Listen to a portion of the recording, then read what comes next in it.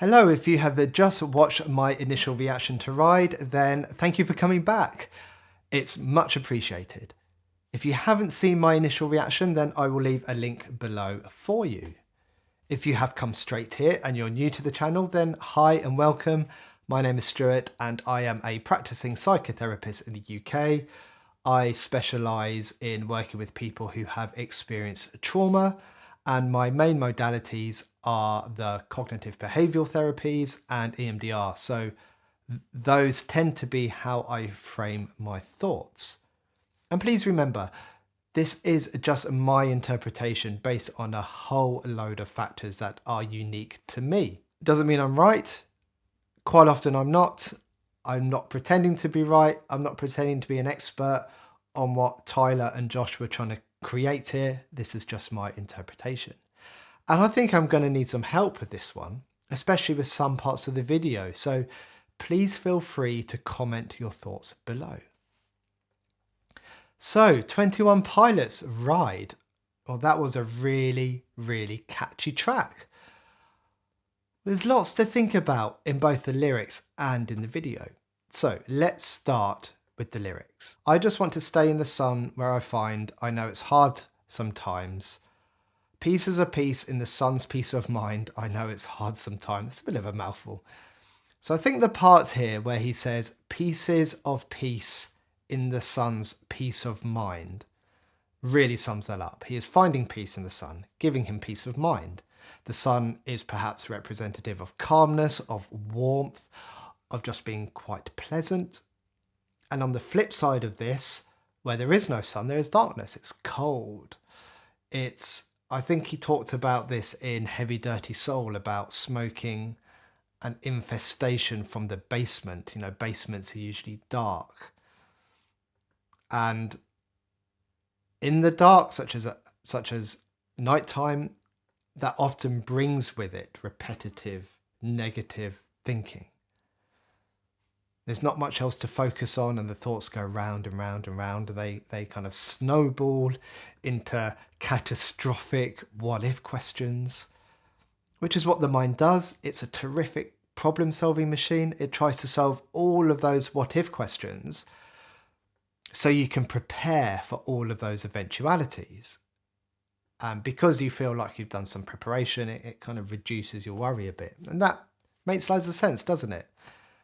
But some of these eventualities, these what-if questions, are so unrealistic that they aren't really worth spending the time trying to figure out. But that won't stop your mind from trying. It is highly evolved to keep you safe. That's why we ruminate and sometimes play the same things over and over. It's your brain trying to do better in the same situation next time. I spoke way too much then about just 4 lines of the lyrics. So let's move on. Yeah, I think about the end just way too much, but it's fun to fantasize on my enemies who wouldn't wish who I was, but it's fun to fantasize. And the big questions: what happens at the end? How will I go? Will it be painful? Will it be peaceful? When will it happen? How will it happen? Will it be natural? Will it be an accident? When I'm gone, what will happen to my kids? Where will their lives lead? How will they cope? Have I done enough as a father to prepare them? What will my wife do? Will she find someone else? Will she be alone? Now, I frequently have these thoughts as I get older, and you can see the snowball effect in motion there. You know, how one thought can spiral into lots of others. And he says he wouldn't wish this upon his enemies. These ruminating thoughts, the persistence of them. It's so intolerable, he wouldn't want his enemies to experience this. However, at the same time, it's fun to fantasize about his enemies going through that because they're his enemies. Then we have the chorus: I'm falling, so I'm taking my time on my ride. And to me, this is life being the ride. And I guess the word falling suggests some sort of being out of control. Say if you jump off something, then at the point you jump, and you are falling, you have to give up control to something else. And I guess he isn't literally jumping or falling off a cliff, so to speak. So metaphorically, this could be falling through life, as in life is unpredictable. Sometimes you take action, such as a jump, but then you've got no control with what happens after that. You don't know what's going to happen. There are loads of things outside of your control. And to some extent, you do give up some control to something else. And if that's the case, if you aren't fully in control, you may as well enjoy the ride. Take your time with it. Enjoy life while you can. Or perhaps another perspective is that falling could mean some sort of struggle, as in life is full of struggles and difficulties. You know, that's a natural part of life. And there's an element of acceptance here, an element of being willing to experience these difficulties and take them along for the ride with you. A bit like, instead of fighting difficult experiences or struggling with them, it's more like packing them up into a rucksack, throwing them over your back and taking them with you for the ride of your life. If you want to know more about this stance of acceptance, then please check out my therapy channel. It's a completely separate channel on YouTube. It's called Therapy in Action. I'll leave a link in below. But I'm currently doing an acceptance and commitment therapy like starter guide, which explains more about these concepts and this somewhat different outlook on life, I guess. You might find it helpful. Coming back to this, we move on to verse 2, and he says this really quick. He says, I die for you. That's easy to say. We have a list of people that we would take. A bullet for them, a bullet for you, a bullet for everybody in this room. So he's saying that there are people that he would lay down his life for. In fact, he goes as far as saying that he would do that for anyone in this room. But he also says at the beginning that it's an easy thing to say. It's easy to say, I would give my life for yours. Hence, he opens up that privilege to everyone in the room. It's an easy thing to say. And the clever bit, I think, is what he says next. But I don't see many bullets coming through. Metaphorically, I'm the man, but literally, I don't know what to do. So the reality of having to take a bullet for someone is very slim, where you would actually be making a decision on it. So it's easy to say. It's easy to say to anyone that you would do it. Metaphorically, he's the man because he'll take a bullet for you. I'll do that for you. Why not? But literally, so in real life, he doesn't actually know what he would do. And most of us don't until the moment comes and you are forced into an actual decision. A time where you actually have to take some action. You haven't got time to discuss the pros and the cons, and 70% I would do this, 30% I would do that. We're talking an actual action. And we talk about taking action in my clinical practice quite often. And this might sound really pedantic, but you either do something or you don't. As Yoda would say, do or do not. There is no try. For example, I've got my phone on the desk in front of me. I can't try to pick up my phone. I either pick it up or I don't. And quite often, this idea of try is a bit of a trick the mind plays. It's like you almost did something, and that almost doing something feels like action. But it really isn't. Unless an action has observedly happened, you've actually done something.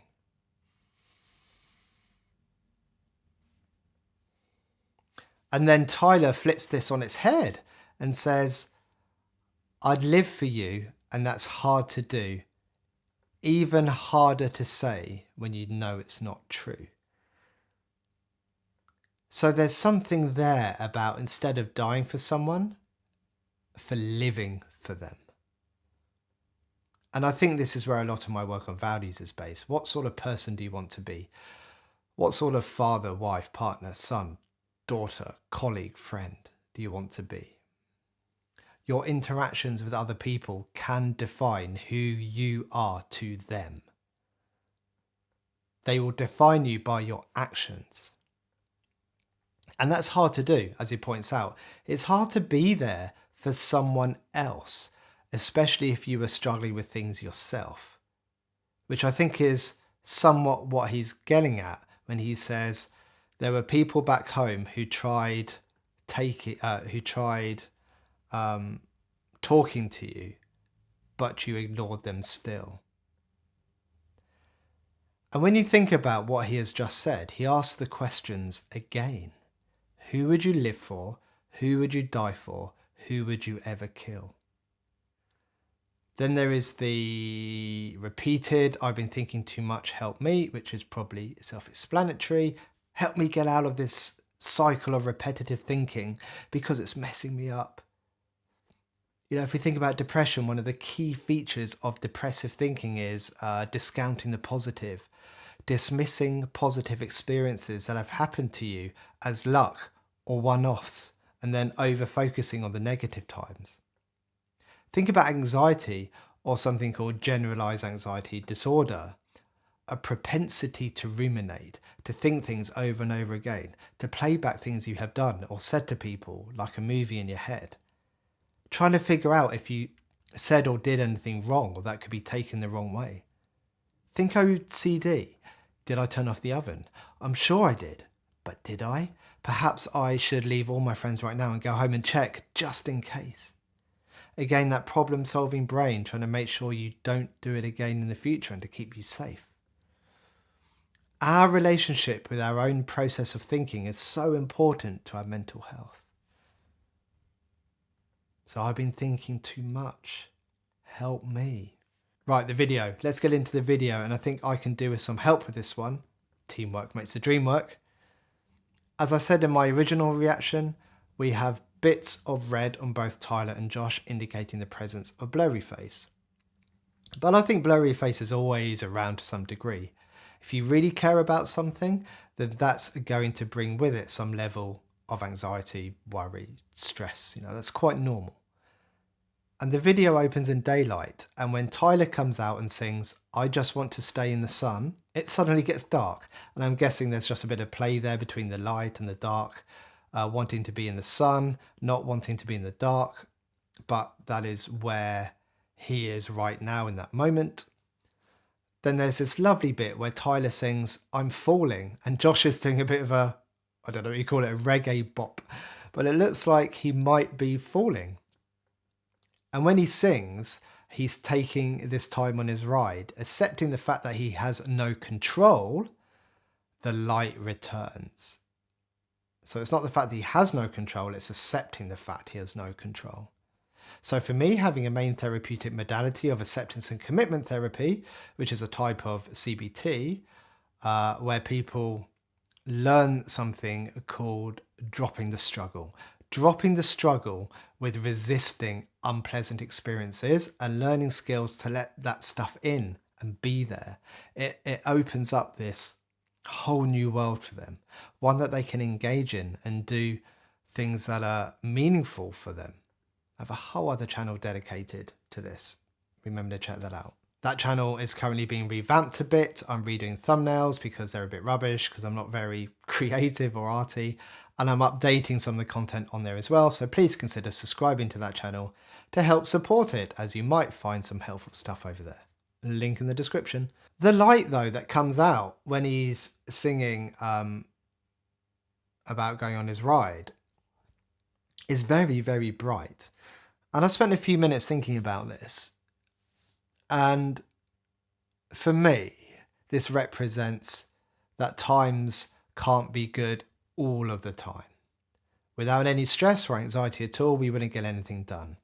Some amount of stress or anxiety or worry or anger motivates us to actually do things. If you had literally none, the world would probably be absolute chaos. I'm not sure if I explained that very well, but I hope you get what I'm trying to say. And there's a bit here where Tyler is singing I'm Falling.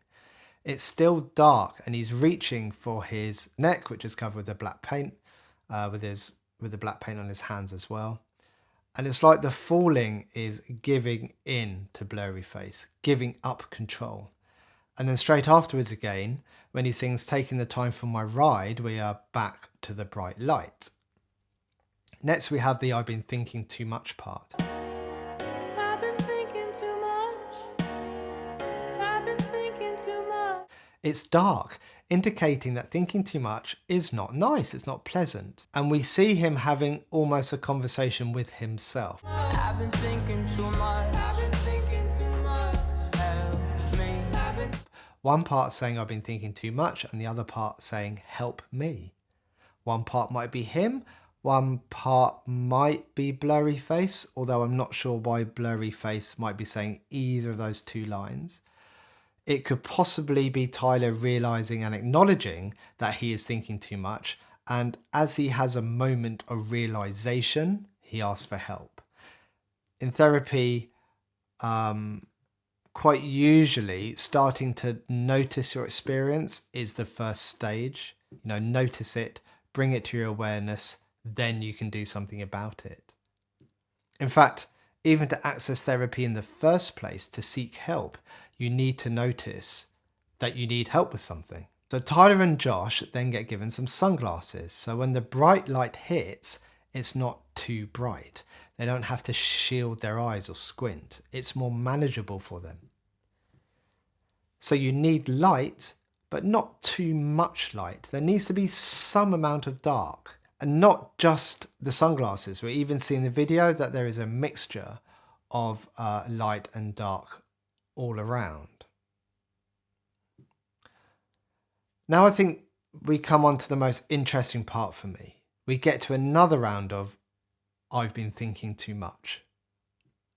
But the first time he was singing it in the dark. Now he's singing it in the light with sunglasses on. I've been thinking too much. Help me. So does this signify that you can think too much even when it's light? Even when you are feeling okay or calm, your mind can still overthink. And for me, in my type of therapy, I certainly think that can be the case. The mind wants to think, it wants to worry, it wants to overanalyze, it wants to problem solve, it wants to keep you safe. And this stuff can even show up when you're doing something that is important or meaningful in the moment. It's how you relate to that and how you manage that stuff when it does show up that makes the biggest difference. But in this video, I don't think Tyler has worked that out yet. I'm not saying he hasn't in real life, just within the context of this video. And it's almost as if the help me is him going, it's light, the dark has gone, but I'm still having these thoughts. Help me. And perhaps that's representative of the glasses being on. There is still a bit of darkness there. I think a lot to think about there. So that's it for this one. Hopefully it didn't keep you too long from whatever else you could have been doing instead of watching this. I hope you liked it. I'm going to move quite swiftly through these 21 pilot tracks. I'm aware they've got some new material coming out, so I'm going to try to get through this and at least trench, hopefully between now and kind of mid-April. So I don't know, 4 weeks, is that enough to get through Blurry Face and the Trench album? I'm going to try. Subscribe, join me on my journey. Thank you very much for watching. Take care. Goodbye.